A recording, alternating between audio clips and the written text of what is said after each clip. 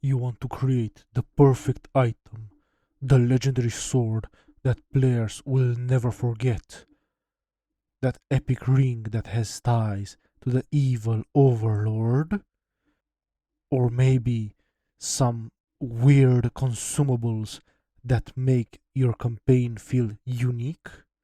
Well, you've came to the right place, haven't ya?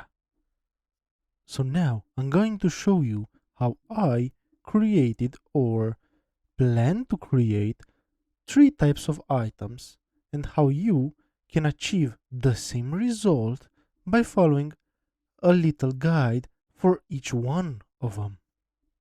And if you enjoy this kind of videos, please subscribe for more and comment what kind of item are you interested in making next. Now, let's get back to it. So, first things first, we're gonna talk about magical weapons. You can't just have a +1 weapon that works at first stages, but consider making it more interesting. At least give them, let's say, 1d6 fire damage as an extra for their sword. If not, make it a bit spicier. For example, let's say you make your sword have an ability once per long rest to nullify a magical property. A sword of silence if you wish. And of course, it can do a bit of an extra damage, of course. But if you're not satisfied and want to make sure the players don't break it, you can always lock your weapons to a specific class. That way, your fighter will not take advantage of a weapon you've intended for a rogue or any other class. But when designing a +1 weapon, don't just make it overpowered. You want your foes to have a chance, right? Not be obliterated in the first round. So try to balance it out. Giving it a 1d6 fire, necrotic, or any other type of damage, it's fine in my opinion. But let's say you give a dagger, you can up the damage a bit, like an extra d8 of damage, or even a d12, but lock it for the rogue. And if you have, let's say, a big longsword or battle axe, you can give it a 1d4 radiant, for example. Now we are going to talk about magical items with charges. Let's say you have a staff of the bright wizard, right? So it's a staff with 7 charges, and it regains 1d4 plus 1 charge at dawn, right? Seems simple. So what do? You want your players to use their charges, so don't just make it simple with when they can just use 1 charge or 2 charges and be safe.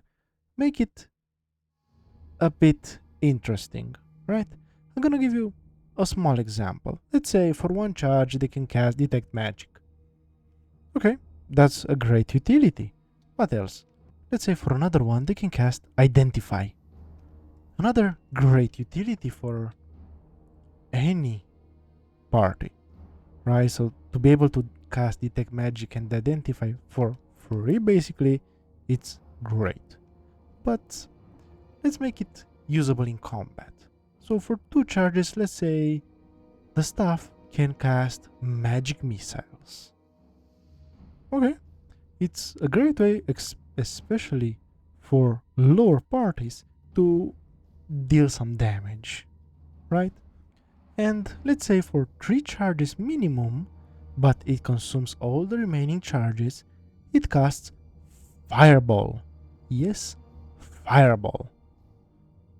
But what happens when a staff gets to 0 charges? So let's say your wizard just cast fireball, right? Now they immediately have to roll a d20, and on a 1 the staff breaks. In rest, it's a it loses one of its max charges, and whenever it has to make another test to see if it breaks, the staff breaks on a 1 again, but the roll you made, you have to subtract all the charges the staff lost. Right? So if it lost 1 from 7, now it's 6, now it breaks on a 1 and on a 2, right? So give it a little spin.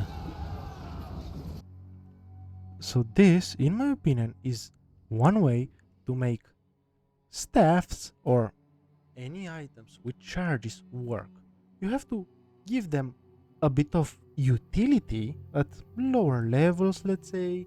Maybe even give them Misty Step or something else. And make them have an option, a great option to consume most charges, if not all. And see what your players choose. Let the ball be in their court and see how they play with it. Now let's talk about the last types of items, the consumables, right?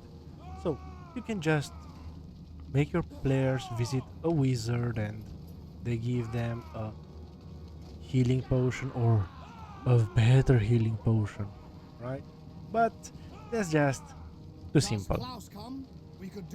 You can make your wizard give them a scroll of a random magical spell that they might be able to use, or that spell might help them in the next quest. But you can just make some interesting consumables if you're well, let's just say brave enough. So in the previous video I've shown you about the chef with his mysterious soup. Well, what does the soup actually do, you might ask? When a player eats the soup, right, it has a benefit and a drawback. So the player has to roll a d4 for the benefit and 1 for the drawback. If it's equal, they reroll the drawback until the dice are not equal anymore. Right? So the benefits can be enlarged for d3 plus 2 rounds. They get healed for 3d6 plus 6. They gain haste for d2 plus 1 rounds. Or they rage for d3 plus 2 rounds. But you may ask, what are the drawbacks? Well, they get reduced for d3 plus 2 rounds. They take 3d6 plus 6 acid damage. They get slowed for d2 plus 1 round. And they have Fairy Fire on themselves for d3 plus 2 rounds. As you can see, I tried to make each one match the other and have opposites, right? So by the fact that they cannot roll, let's say, they also heal and take damage, they gain a benefit, but they also have a drawback. And now, as I said previously, I let the players decide, do they actually use this gamble of a potion, or do they just stow it for later? But trust me, when they see what this weird item does, at least they joke around saying, "Ooh, ooh, I'm gonna try the soup." So when that happens, you know you hit the jackpot. So I've shown you how to make three types of magical items. From the weapons that you can just add some damage, and if you're a bit scared, let's say, that your players will totally break the game with the damage, you can just, let's say, hey, the sword does an extra 1d6 fire damage for a minute, but it is only once per long rest. How to create stuffs with charges, and how to attract the players to actually use them, and how to make some interesting consumables that you can totally use or steal for your games. Now, I want to hear from you. What kind of magical items are you going to make, and how crazy are they gonna be? Drop them in the comments. I might want to steal some, I mean, inspire clearly, for my next campaign. See ya!